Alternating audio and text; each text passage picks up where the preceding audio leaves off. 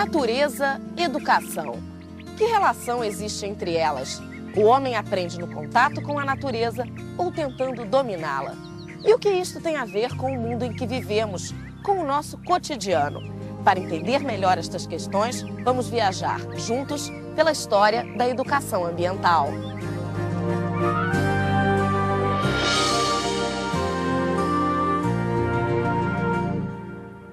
O que é educação? Como o ser humano aprende? Educação pode ser entendida como uma prática social que tem por objetivo desenvolver o homem. Para isso, ela se vale dos diferentes saberes que existem em cada cultura. Educar-se é uma forma de entrar em contato com o outro e com a natureza, de criar e reproduzir o que é comum a todos nós, como o trabalho, o modo de vida e o comportamento. E em cada cultura encontramos um modo diferente de educar. Nas sociedades indígenas, a educação faz parte da vida em comunidade. Para o índio, aprender é partilhar de uma base comum de conhecimento com o seu grupo. Os mais velhos contam e cantam para os mais novos os mitos, as lendas, os sonhos. E assim se vai reforçando a visão de mundo da tribo.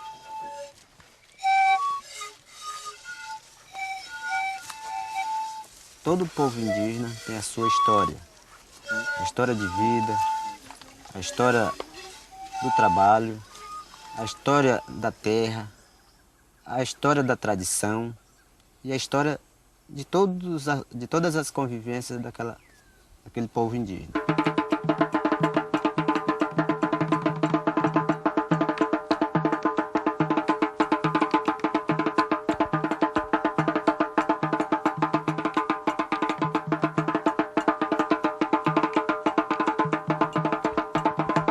É possível aprender dançando ou jogando capoeira?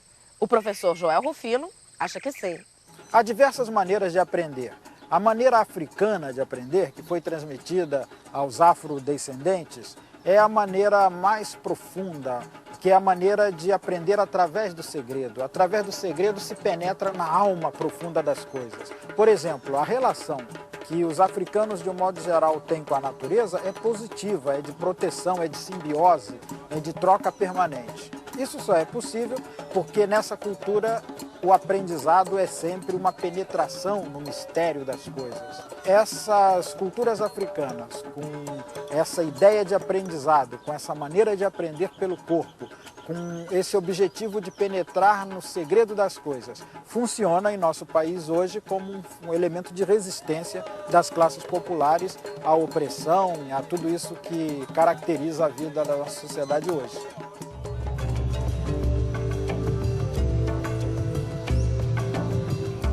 Existe um ditado oriental que diz: se quiser matar a fome de alguém, dê-lhe um peixe. Mas se quiser resolver o problema da fome, ensine esse alguém a pescar. Este velho ditado mostra bem a importância que os orientais dão à educação. A cultura oriental vê o homem como parte integrada da natureza. Cada gesto, cada atividade nossa está intimamente relacionado com tudo que está na nossa volta, o céu, a terra, o ar e a água.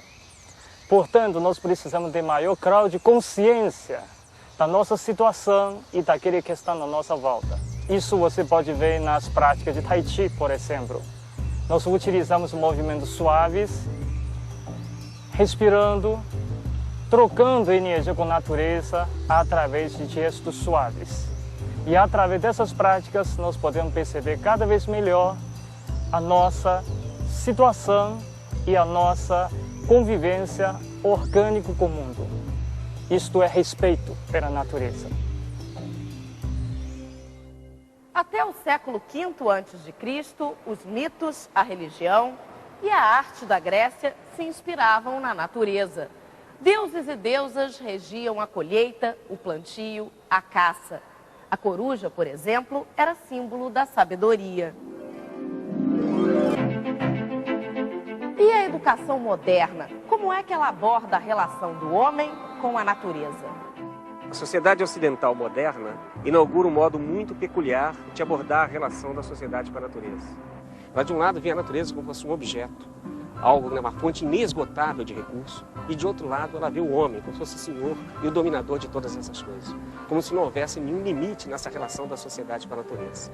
Isso tem implicações extremamente graves na relação que o homem estabelece com a natureza e também do ponto de vista da formação dos cientistas, que ou se formam em ciências naturais ou em ciências humanas, conhecendo muito bem uma dinâmica ou outra. Acontece que o meio ambiente é, na verdade, a unidade complexa de homem e natureza. E essa visão que dicotomiza é parte do problema que precisa ser superado.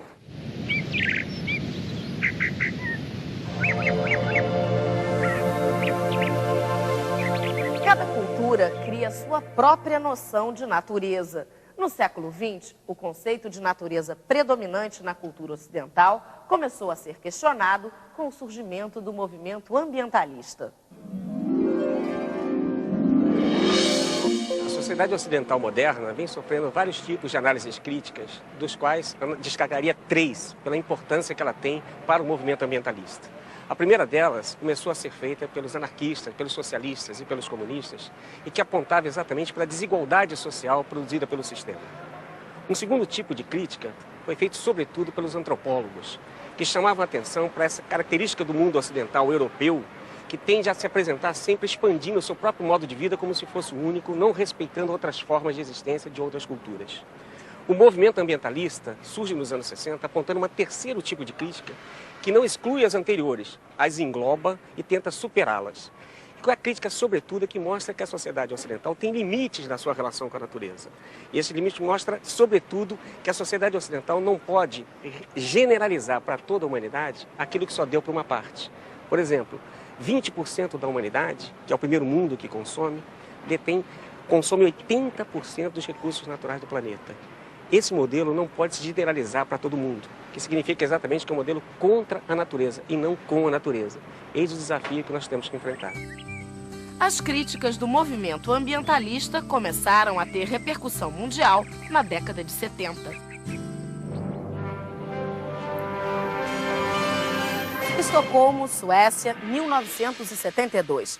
A Conferência das Nações Unidas sobre Ambiente Humano foi o primeiro evento mundial em torno de questões ambientais. Foi lá que, pela primeira vez, a relação entre os seres humanos e o meio ambiente começou a ser questionada e repensada em nível internacional. Essas ideias começaram a ser incorporadas pela educação. Foi nesse momento que surgiu a proposta de educação ambiental.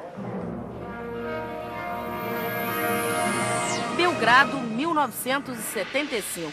Um seminário internacional criou o primeiro e um dos mais importantes documentos sobre educação ambiental, a Carta de Belgrado.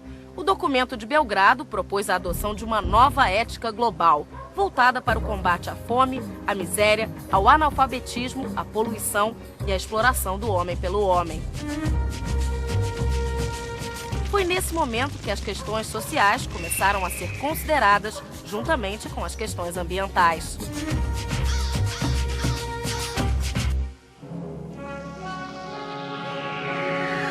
Tbilisi, Rússia, 1977.